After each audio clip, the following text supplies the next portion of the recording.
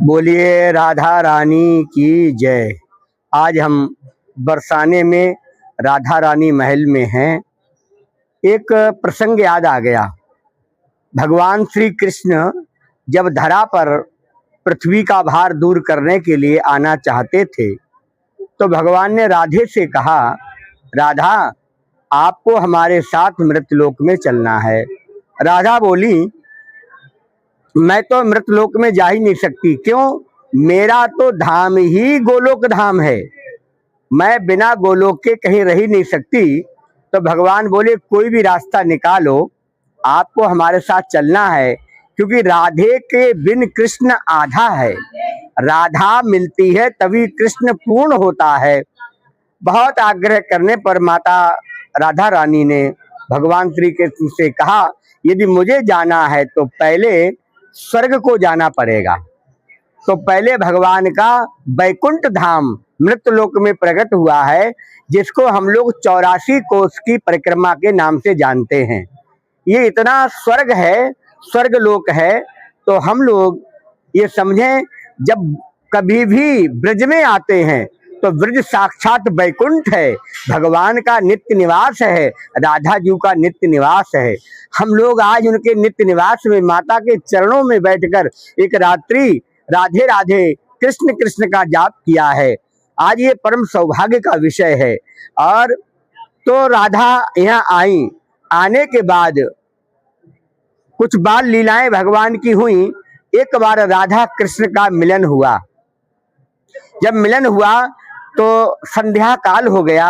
राधा बोली, कृष्ण हम जंगल के रास्ते से भटक गए हैं। राधा कहीं भटक सकती है भाई, भटके हुए को भक्ति मार्ग पर लाती है। लेकिन ये तो हमारे लिए एक लीला है भगवान की, महारानी राधा की। तो उन्होंने कहा, पहले तुम्हें मेरी माँ से मिलना पड़ेगा।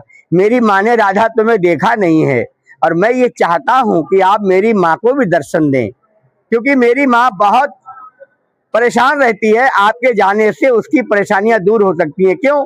माता यशोदा भगवान से पूछती थी, मैं किसका भजन करूं, मुझे भी कोई मंत्र बता दे, नाम बता दे। अब भगवान चुप हो जाया करें। तो एक बार माता राधा रानी संध्या काल में भगवान श्री कृष्ण के साथ गोधूली बेला में उन्होंने ब्रजभान जी के भवन में प्रवेश किया। वहां प्रकाश हो गया। माता यशोदा बैठी हुई देख रही थी, अरे लाला कौन आया है? बोले, माँ तुम बताओ कौन आया है। भगवान की प्रसन्नता को देखकर माता यशोदा समझ गई, इतने प्रसन्न तो ये राधा के ही नाम से होता है और राधा ही होंगी। जब उन्होंने कहा राधा आई है, माता यशोदा मानो युवन लौट आया हो, प्रफुल्लता से उठी, आलिंगन में ले लिया, चंदन की चौकी पर बैठाया, अपने हाथ से माखन मिश्री खिलाया और एक ही बात बोली, लाली मुझे ये बता दे, मैं किसका भजन करूं, किसका चिंतन करूं? तो राधा ने एक ही नाम लिया है। क्या नाम लिया है? राधा ने जो नाम लिया है वो एक ही नाम लिया है। क्या नाम लिया? श्री कृष्ण का चिंतन करो, उसी से कल्याण होगा जीवन में। माता स्तब्ध रह गई। कृष्ण तो मेरा छोरा है। आज माँ को समझ में आ गया, कृष्ण कोई साधारण पुत्र नहीं है। अब राधा ने कहा, माँ मुझे बरसाने जाना है। तो हमारे यहाँ सायंकाल को, संध्या काल के बाद माताएं बहन बेटियां घर से बाहर नहीं जाती थी। लेकिन राधा ने जब आग्रह किया तो मैया यशोदा बोली, राधा जाओ ब्रजभान जी के यहाँ राधा को पहुंचा के आओ। जब कहा पहुंचा के आओ तो वो पहुंचाने आए हैं। और पहुंचा के जब यहाँ आए, तब जैसे ही ब्रजभान जी ने देखा, कीर्ति कुमारी ने देखा, सबका मन प्रफुल्लित हो गया। कृष्ण मैंने तुम्हारी बहुत चर्चाएं सुनी हैं, आप तुम बरसाने में आए हो, तुम्हारा स्वागत है। बोले बाल कृष्ण लाल की, राधा रानी सरकार की जय। जब ब्रजभान जी ने भगवान का स्वागत किया, भगवान से मिले तो ठगे से रह गए।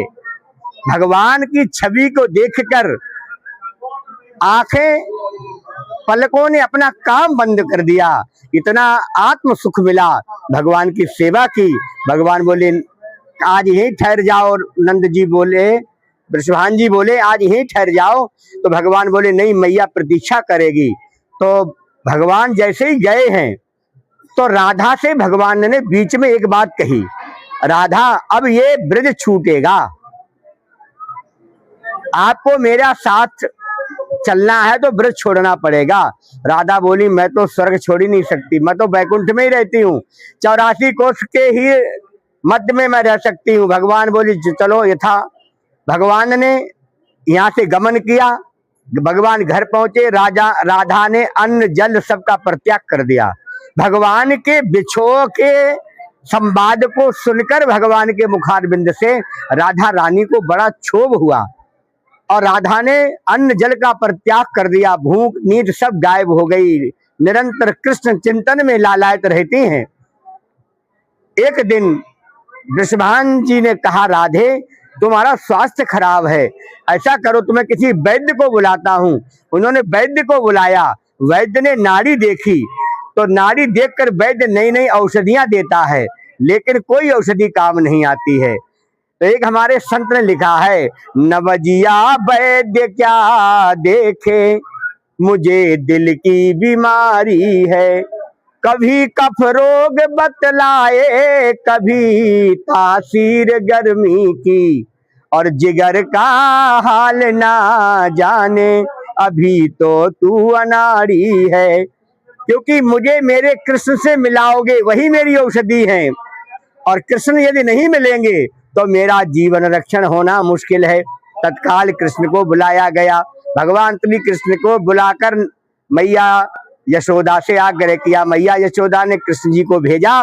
कृष्ण ने आकर देखा और कहा सब लोग हट जाओ।